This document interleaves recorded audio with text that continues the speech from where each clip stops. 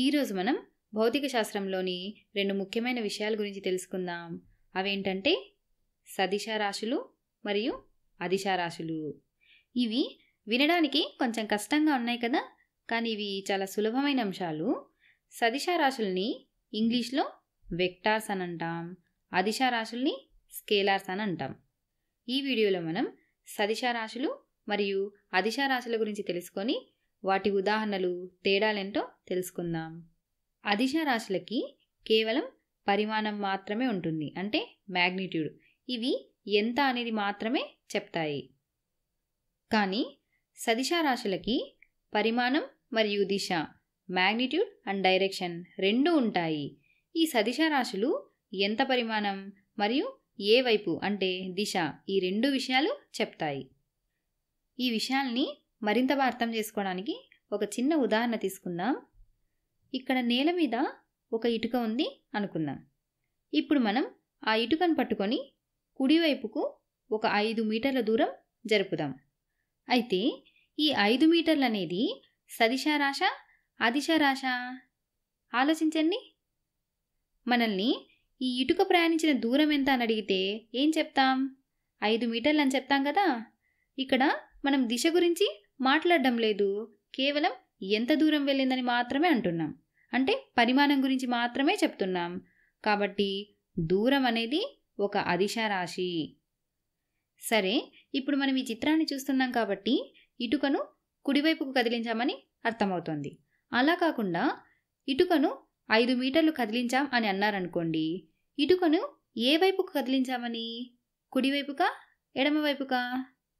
సరే, అలా కాకుండా ఇటుకను కుడివైపుకు 5 మీటర్లు కదిలించామని అన్నారనుకోండి, ఇక్కడ పరిమాణం అదేవిధంగా దిశ రెండూ ఉన్నాయి కదా.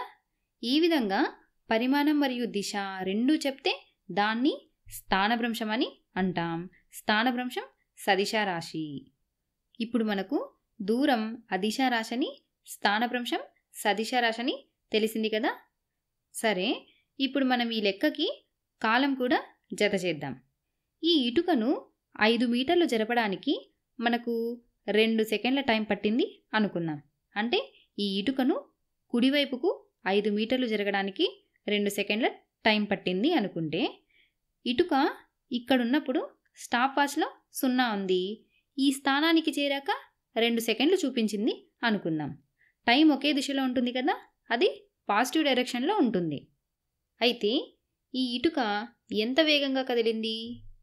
మనం భౌతిక శాస్త్రంలో దీని గురించి 2 రకాలుగా మాట్లాడుకుంటాం. మొదటిది వడి.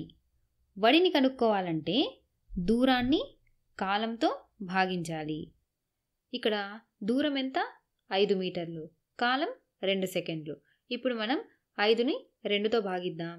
That equal to 5/2, that equal to 2.5 meter per second. ఇక్కడ దూరం మీటర్లలో, కాలం సెకండ్లలో ఉంది కాబట్టి మీటర్ పర్ సెకండ్. ఈ 2.5 మీటర్ పర్ సెకండ్ అనేది పరిమాణం మాత్రమే. అంటే ఇది కేవలం ఎంత వేగంగా వెళ్తోందో మాత్రమే చెప్తోంది, దిశ లేదు. కాబట్టి వడి అనేది అదిశ రాశి. ఇటుక మొదట ఇక్కడ ఉంది, ఆ తర్వాత దాన్ని కుడివైపుకు 5 మీటర్ల దూరం జరిపాము. అంటే దాని స్థానంలో మార్పు వచ్చింది కదా. ఒక నిర్దిష్ట దిశలో వస్తువు కదిలిన కనిష్ట దూరాన్ని స్థానభ్రంశం అని అంటాం. ఇక్కడ ఇటుక కుడివైపుకు 5 మీటర్లు జరిగింది కదా, ఇదే దీని స్థానభ్రంశం. ఇప్పుడు మనం ఈ స్థానభ్రంశాన్ని కాలంతో భాగిస్తే ఈ ఇటుక యొక్క వేగం తెలుస్తుంది. వేగం అంటే వెలాసిటీ ఈక్వల్ టు స్థానభ్రంశం డివైడెడ్ బై కాలం. దట్ ఈక్వల్ టు 5 మీటర్లు కుడివైపుకు divided by 2, that equal to 2.5 meter per second కుడివైపుకు. ఇక్కడ 2.5 మీటర్ పర్ సెకండ్ అనేది పరిమాణం, కుడివైపుకు అనేది దిశ. ఇందులో పరిమాణం మరియు దిశ రెండూ ఉన్నాయి కదా, కాబట్టి వేగం సదిశ రాశి. మనం వస్తువు యొక్క వడిని లెక్కించేటప్పుడు దూరాన్ని కాలంతో భాగిస్తాం. అదే వేగాన్ని లెక్కించాలంటే స్థానభ్రంశాన్ని కాలంతో భాగిస్తాం.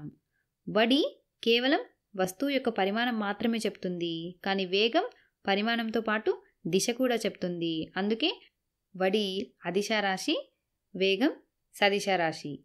ఈ వీడియోలో మనం ఏం నేర్చుకున్నాం? సదిశా రాశులు మరియు అదిశా రాశుల గురించి నేర్చుకున్నాం. సదిశా రాశుల్ని వెక్టార్స్ అని అంటాం. ఇవి పరిమాణం మరియు దిశని కలిగి ఉంటాయి. అదిశా రాశులు కేవలం పరిమాణాన్ని కలిగి ఉంటాయి. స్థానభ్రంశం మరియు వేగం సదిశా రాశులు, దూరం మరియు వడి అదిశా రాశులు.